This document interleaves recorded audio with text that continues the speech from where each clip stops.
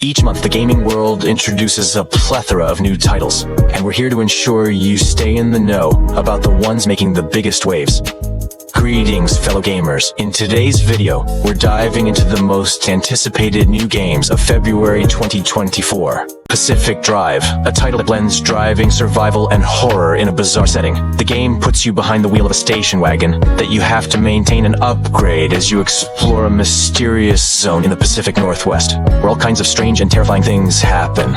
You'll encounter monsters, supernatural phenomena, and other dangers that will test your skills and sanity. It's a game that feels both familiar and different, and that's what makes it so appealing.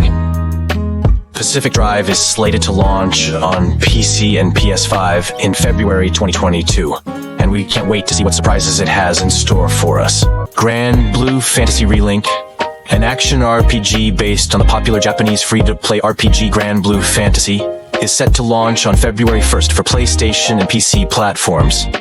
The game has a complex development history, as it was originally a joint project between Sigames and Platinum Games, the studio behind titles like Bayonetta and Nier Automata.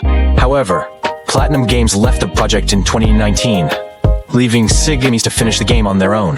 Despite this, the game still retains some of the Platinum Games' signature style and gameplay, as well as featuring a story mode that expands on the lore of Granblue Fantasy.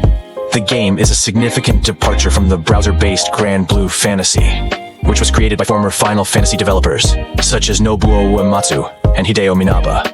Granblue Fantasy Relink promises to be a full-fledged game that will appeal to fans of action RPGs and Granblue Fantasy alike. Suicide Squad: Kill the Justice League. Now, whether this game ends up being really good or really bad, I don't know.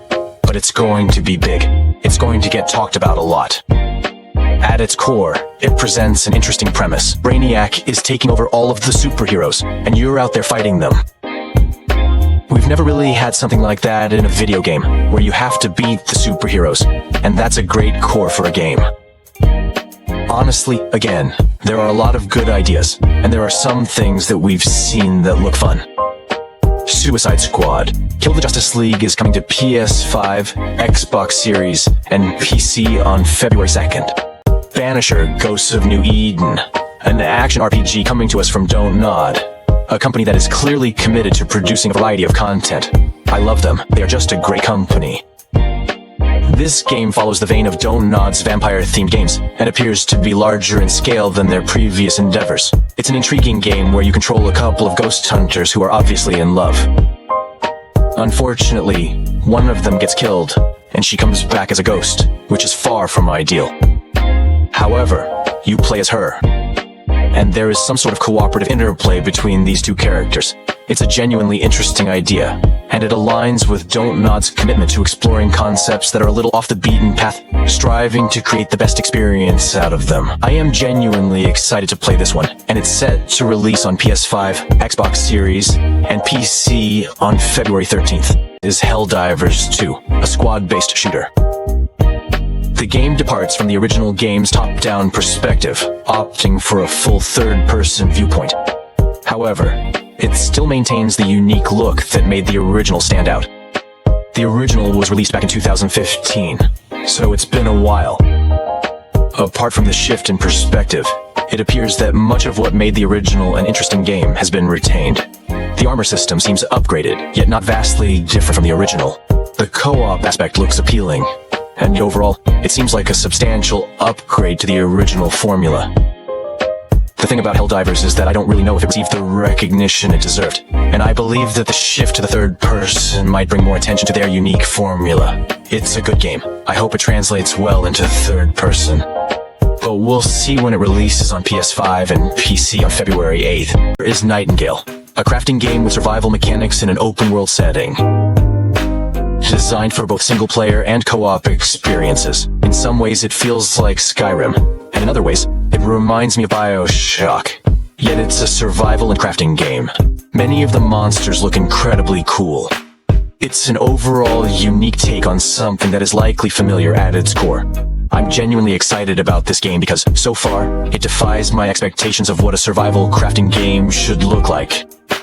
I'll just say, they absolutely pulled me in with the aesthetics, and I hope the game itself has the substance to back it up. Nightingale is set to land on PC on February 22 and Persona 3 Reload, the remake of the acclaimed JRPG, is coming to PlayStation, Xbox, and PC on February 2nd. The game features improved graphics, gameplay, and voice acting, as well as new content and story elements. Persona 3 Reload is a faithful adaptation of the original Persona 3, which was praised for its dark and mature themes, engaging characters, and innovative combat system.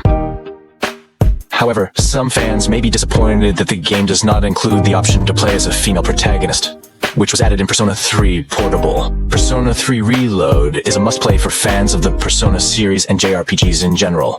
One of the most surprising releases of this month is Skull and Bones, the pirate adventure game from Ubisoft that originated as a spin-off of Assassin's Creed Black Flag. The game has been in development for a long time, but it finally seems ready to set sail on PS5, Xbox Series, and PC on February 16th. Skull and Bones has received some positive feedback from beta testers who praised its naval combat and exploration mechanics, which are based on the acclaimed Black Flag gameplay.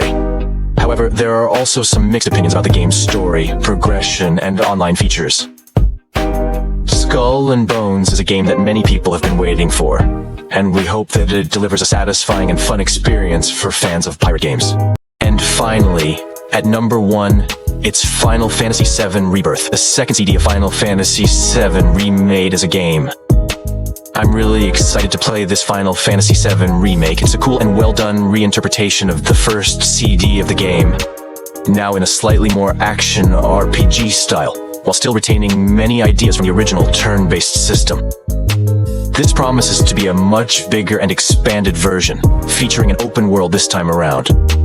We anticipate more profound story developments, and a good chance that many elements will be remixed and presented differently this time.